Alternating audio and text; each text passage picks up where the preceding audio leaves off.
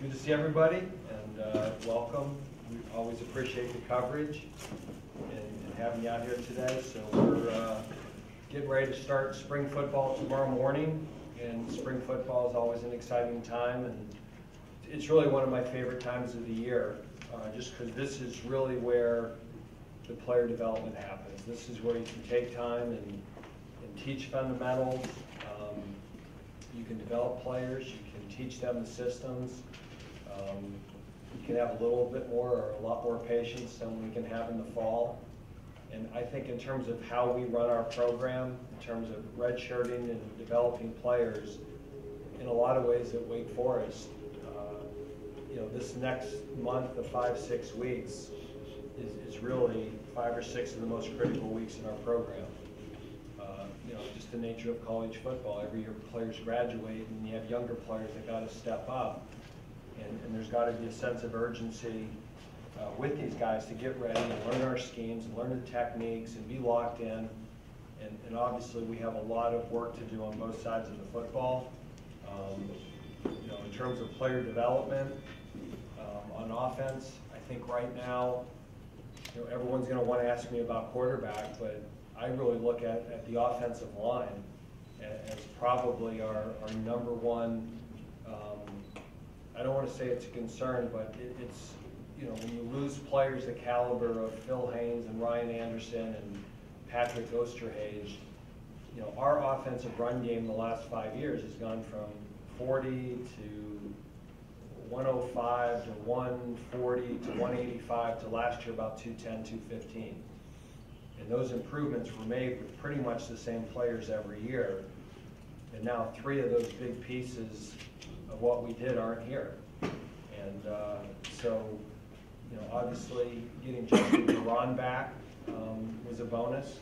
If you told me a year ago that you're going to lose Justin Duran for the year and still score as many points as we did and get him back for a 6th year, I probably would have taken that. But he's not going to practice in the spring. He's doing a lot better. But having Nate and Jake back, but other than that, I mean, who's number 5, who's number 6, who's number 7, who's number 8?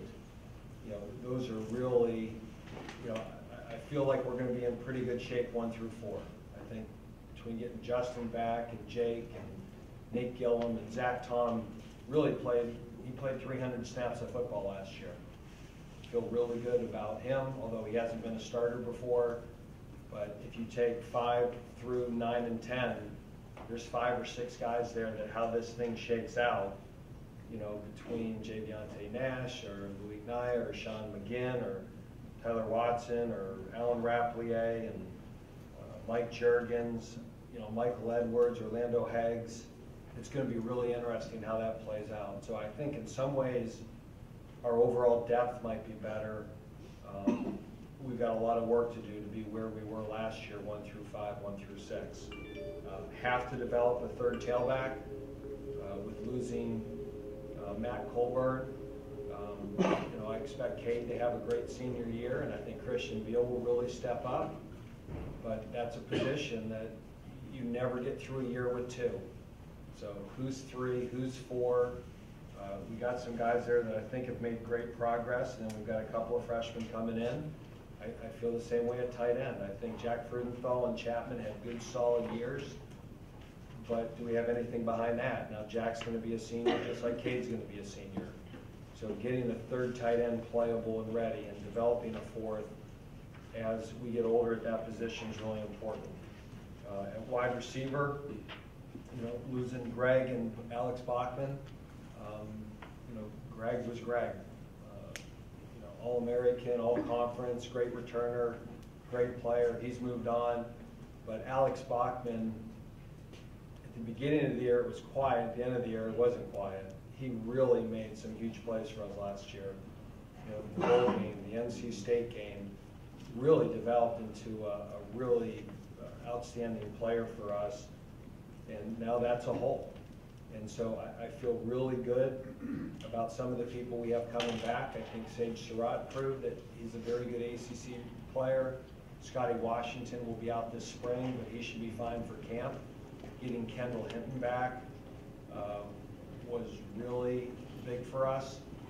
I really think that he'll step into that slot position, and at the end of last year started doing some really good things. But at that position, it's bringing along depth. Having a fourth, having a fifth, having a sixth, having a seventh, being able to use those guys at special teams. And then the quarterback is going to be a competition. We have two good ones. And Sam, I think last year was a little bit inconsistent, but had some great games, and especially for a true freshman. And the same token, it's hard to ignore how well Jamie played the last month of the season. I mean, Jamie really played lights out against NC State, Duke, and in the bowl game. So we've never got through a season here with one quarterback. Hopefully next year we do, but I'm certainly not betting on that.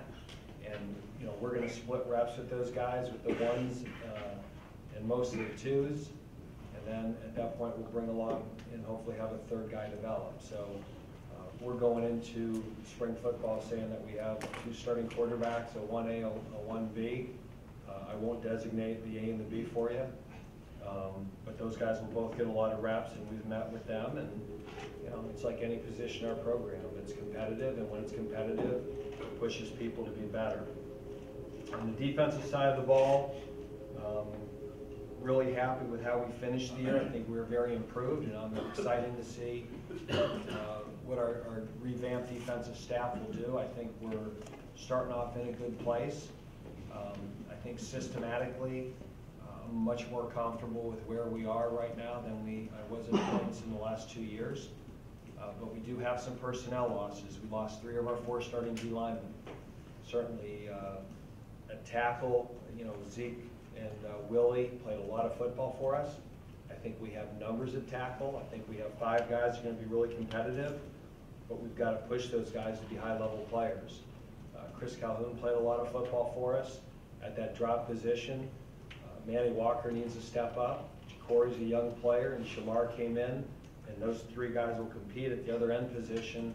It's your one starter, but having Boogie Basham back is a pretty good place to start. So I really expect Boogie to get better, and I think he's starting to become the player we all thought he was capable of, and hopefully this year's a breakout year for him.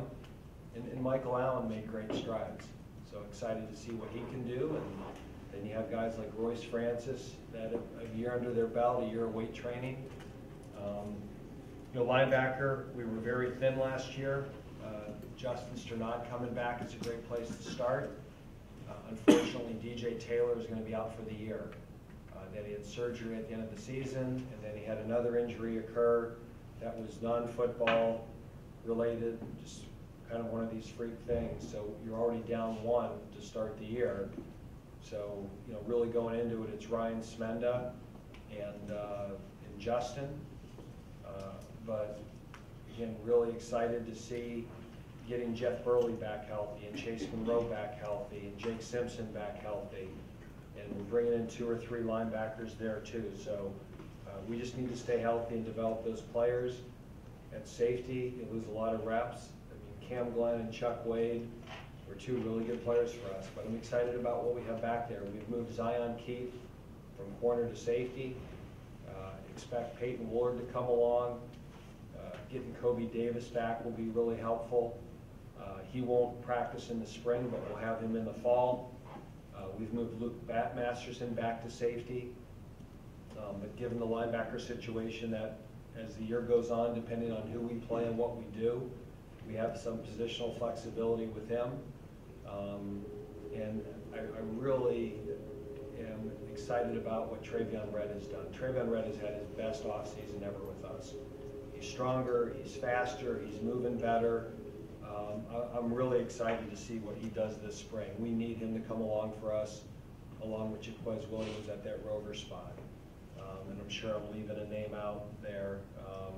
But I talked about Woolard, Masterson, Kobe, Zion Keith, and the other guys back there. We have 2 freshmen. Then corner, I think it's a little bit like running back, that you have 2 established players. Jasir Taylor played well last year at nickel, but we've got to bring on some of the younger guys. Both of those corners are going to be seniors. So Asang and Amari. Asang had an all-conference year. we've still got to get Amari to take that next step and be that all-conference player that I think he's capable of being. But developing Kenneth Dix and Marquise Alston is going to be really important. All right. Anything else? Questions? I might have missed this. Kobe Davis is good to go for the spring? No, he's not. Kobe Davis. So the players that will miss the spring, and Steve, correct me. So Justin Huron he'll miss the spring. He's on target to be back for camp. Scotty Washington will miss the spring. He's on target to be back. Kobe Davis will miss the spring. He's on target to be back for fall camp. DJ Taylor's out for the year. He's going to miss the entire season. Linebacker, you get a couple back and still lose one. Yeah, I mean, every year, unfortunately, those things happen. And, you know, I mean, if we can get Burley and Chase back, you know, we've lost those guys all last year. And if you look at our recruiting list, there's a reason we recruited 3 of them. So, you know, we're going to have numbers in the fall, but we need to develop players, and having the flexibility with Luke Masterson, I'm sure at some point will help us too. I remember talking to Coach Higgins late in fall camp about Kendall Hinton's development, wide receiver. He talked about the fact that if Kendall had been in that position for a longer period of time, he'd really be shown a lot. How important will it be to have him in that position in spring camp and through fall camp? I mean, Kendall last year, if we had Kendall at the slot position all year, we would have been able to rotate him and Greg. I mean, when Kendall was starting to get things down in his route running, and Kendall's got really good hands, you know what type of explosive athlete he is. He would have played a lot of receiver last year if we had been able to keep him healthy. And if you go back to the bowl game, that 1 third down conversion he made when we were down 18, that was a huge play. I mean, we're down 18 points, it's 3rd down, and Kendall makes a huge play that leads to a 1st down, and then we score, and now we're starting to come back into the game. And I think it was having some of that success that really, you know, kind of got Kendall thinking, hey, maybe I do want to come back. So, and just with Greg leaving and the success Kendall had in practice at that position during bowl practice, again, Greg was an outstanding player for us. You know, in my mind, you know, you have this whole portal thing and grad transfers. We might have got the best grad transfer out there in the portal, and he never had to leave Wake Forest. You talk about the wide receiver spot, and I know these guys haven't yet taken a snap in camp, but what do you envision out of your 2 true freshmen that are real early, Donovan and Nolan? Yeah, I mean, we'd like to be able to play them next year. And this is where I'm talking about, like, because of injuries. There were games last year that Greg Dortch played 90-some plays and Sage Surratt played 96 plays. And with the tempo that we run on offense, I'd like to be able to play 6 receivers and have the starter go 50 and the backup go 40. There's a lot of reps to be had at that position. And, you know, we just got so thin at that position last year. You know, Scotty wasn't healthy at the beginning of the year, and then Bachman was out for a game or 2 with a hamstring. And I'd really like to have 6 playable guys. And I think in the spring, our ability to develop Waydell Jones and develop Torian Perry and have Donovan and have Nolan and have Jaquari and those guys become good ACC players is really important to us. You know, Scotty's proven he can play. You know, Sage had a really good freshman year. Even Stephen Claude did some good things last year. Having Kendall learn the position, then you have a whole bunch of other guys that to me have really, really high ceilings. And it's not just for next year, but if it's Scotty, between Scotty, Stephen, and Kendall, all those guys are seniors. You know, so it's not just getting ready for next year, but it's developing the next core of receivers for the next 3 years. Will Nolan be in the slot to start his? No, I tell you, the great thing about Nolan is I think Nolan has a skill set that he can play both. So we're going to start him out in the slot. We want him to learn that. But if the numbers dictate, Nolan certainly has a skill set. He can also play outside. And that was one of the things we really liked about Nolan is we thought he was a dual guy. He was a guy that could play slot and could play outside. Sound a little bit like Bachman. Yeah, I mean, you know, in terms of height and size and all that stuff, you know, when you got 5'8" guys like Craig was, that those guys, and Tabari was, those guys are primarily going to be slots. And then you get, you know, you can't get enough of those 6'4", 6'5" guys. I'll take all of those that we can get. But that skill set is primarily an outside receiver. The neat thing about Bachman, about Nolan, when you're 5'11", 6 foot, and you have the route running ability and the skill set. Just for Nolan, we want him to learn one before he learns a second. So I think the goal this spring is if we could get him to learn the slot position and get that down and get comfortable with it, then maybe at some point in the summer and fall camp, we have him working outside a little bit so that he gives us some of that same positional flexibility that Alex Bachman gave us. With John in the past and the two quarterbacks last year, you've always had productivity at the quarterback position. I wonder, is there a common trait between those guys that make them a good fit in your offense? Between who? The quarterbacks that you've had. So when you're going out and recruiting, what things do you think stand out that make these guys good fit? We want guys who are accurate. We want guys that have intangible leadership qualities. I think if you look at whether it be John or Jamie or Sam, when those guys get in front of the camera or get in front of the team, those guys have some presence to them. And they can command the room. And then also the ability to run, not primarily be a runner, but run well enough that in certain situations we can put the ball in their hands. I mean, if you look at the bowl game last year, I mean, Jamie made some great plays with his feet. You know, it was a little bit like John Walford against Syracuse 2 years ago. That as much as you threw the ball, some of the most important plays that we made last year in that bowl game was Jamie running the football.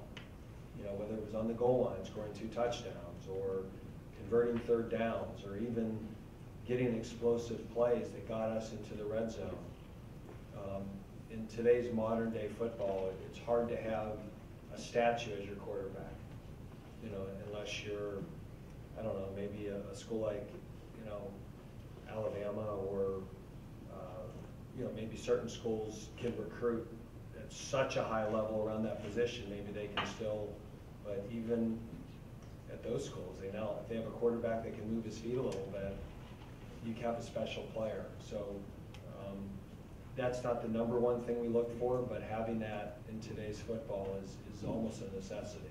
When we talked before the bowl game, you said that Sam was, by all regards, ahead of schedule with his injury. He's full go. Yeah, I mean, he did all of our mat drills, all the weight training. He's running.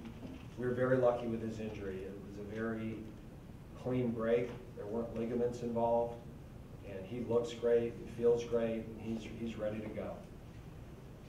What have you heard about Miles Fox thus far? What have you seen, and what's your expectation for him? Miles probably won't start out practicing. That Miles, you know, had an injury last year.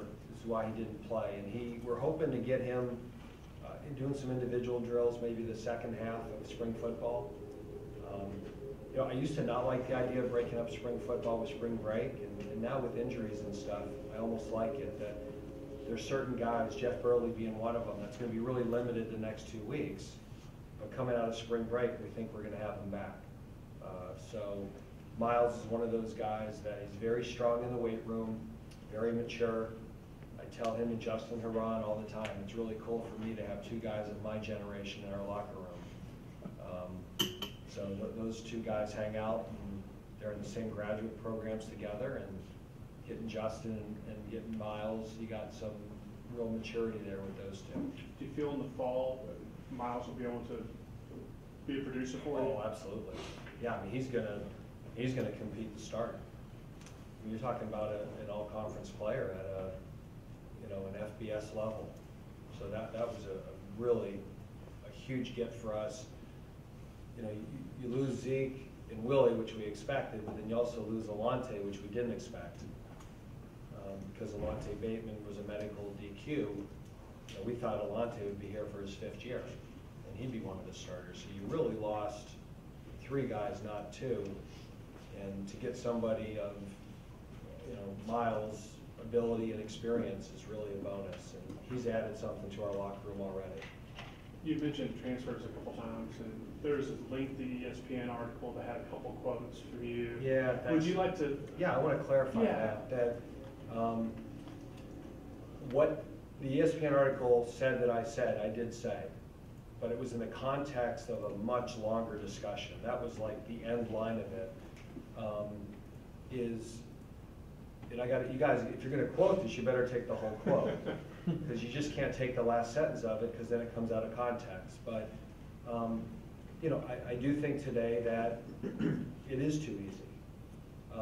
That a player signs and they don't have instant success and they want to go somewhere else.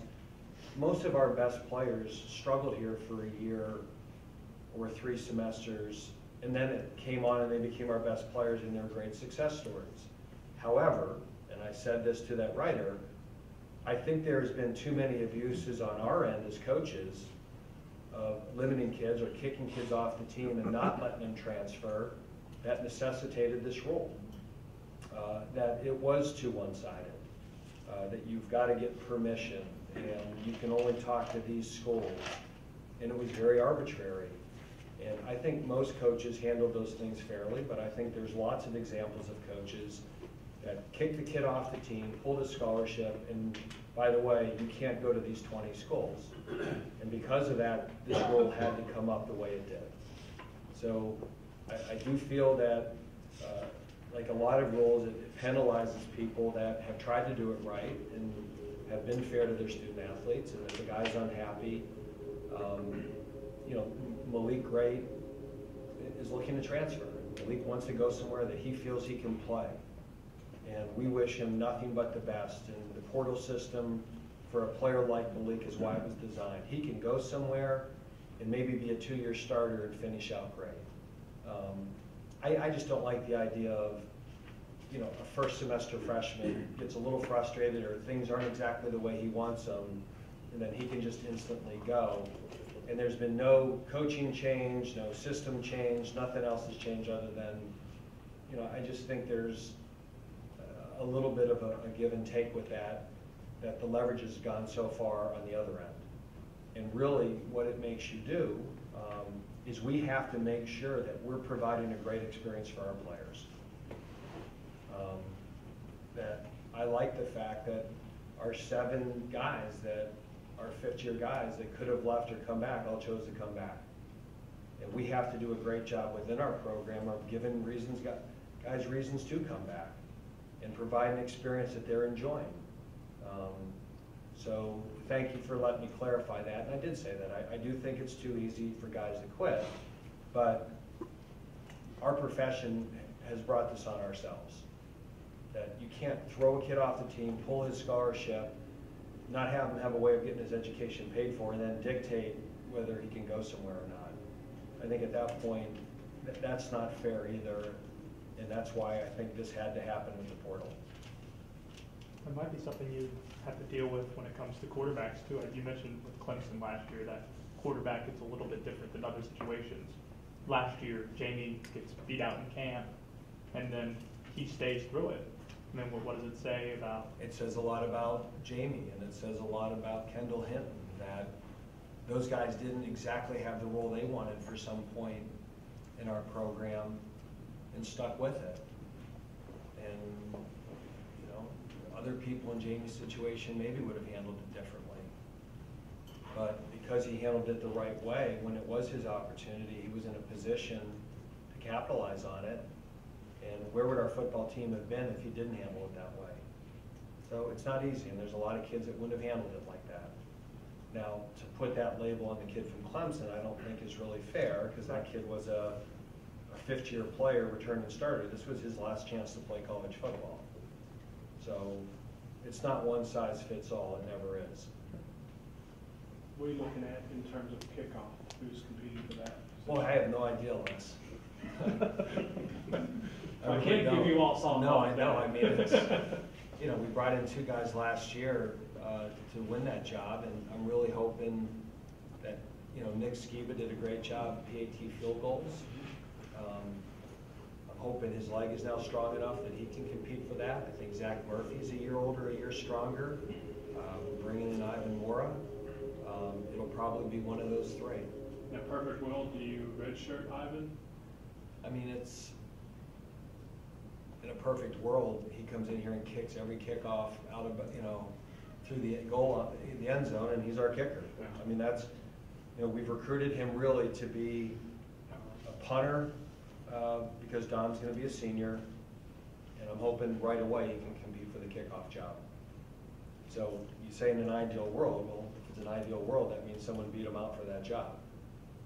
So in some ways it would be nice, because if Nick Skiba or Zach Murphy are kicking it out of the end zone, then we can redshirt it. But if Ivan's the one doing that, then he'll play. In terms of red shirts, when you lose players the caliber of a Greg Dortch and Jesse Bates after their redshirt sophomore year, does that maybe make you rethink redshirting? No, because I don't think there's any way that Greg Dortch would have been as good as he was, or would Jesse Bates have been as good as he was if they didn't redshirt. That year that got them stronger, that they went against our starters every day in practice, I really believe if we had played those guys as true freshmen, they never would have become the players they were their second and their third year. They physically weren't ready. They were talented, but in terms of strength training, all that, they have helped? Yes. But I think sometimes that year of redshirting makes you even more hungry the next year and pushes you to be a better player. I mean, all of our best players, we've had 4 guys go to the combine the last 2 years, right? It's been Jesse Bates redshirted, Duke Ejiofor redshirted, Phil Haynes redshirted, Greg Dortch redshirted. I'd like to think in that redshirt year, you're not just resting on them, but something's going on that makes those guys better players their second year than they would have been if they just played as freshmen. I really believe that. We touch back to special teams. By my count, Dortch, Bachman, and Colburn were 3 of the primary returners. So is that also a position where it's kind of wide open? Were you bugging our staff meeting? We just spent 15 minutes in our staff meeting talking about that, saying this isn't something to be overlooked. Now, Kendall, I think, will do a really good job with both of those. But yes, we have lost our 3 primary returners. Now, Christian Beal, I think, can be a really good kick returner.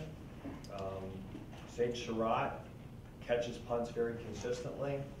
But yes, you lost your primary kick returner and punt returner, and you lost the primary backup. So every day we start practice and we catch kicks and punts, and I can't imagine how many reps of that we've lost with Greg leaving and Alex leaving and Matt Colburn leaving. So yes, definitely an area of concern. Do we have talent there? Without a doubt. Just it's experience. That's college football. I think I know the answer to this, but I know you wanted to redshirt Sam last year before June. Will there be any kind of hidden desire for you to? We're letting those guys compete for the starting job. I mean, it's a 1-year season for us to go into this in the spring. Think about, hey, let's do something that's going to make us better than 22. Can't do that. There's certainly things that happen. DJ Taylor is now, we didn't redshirt him, so now we are going to redshirt him and we'll have him for 2 more years. Justin Huron got a bonus year. Those things can happen, but you never go into it with that plan. And I have yet to be here in a year that we haven't played 2 or 3 quarterbacks. Any random thoughts from Coach Clawson when you see 2019 bold projections and don't see Wake Forest name on the list? The first day that we show up in that list, I'll be shocked and probably die of a heart attack and my career will be over. So, more than my career. Yeah, I mean, it's whatever. It's, I mean, every year it's, just, and there's other schools that, we're not the only one that get disrespected like that. But yeah, it's really, I guess you know, maybe, hopefully next year we can make it 4 in a row, and then maybe, you know, one projector out in Alaska or something has Wake Forest and some bowl that doesn't even exist now. You know, we'll be up in, I don't know, the Antarctica Bowl or something, I'll predict this now. So, I just, you know, it is what it is. I'll be shocked when, you know, I'm sure some preview magazine will pick us 7th again and pick us to go 0-8 in the ACC. So changing perception takes time. I think we're making progress, but obviously we're not where we want to be with that. All right, ready, break.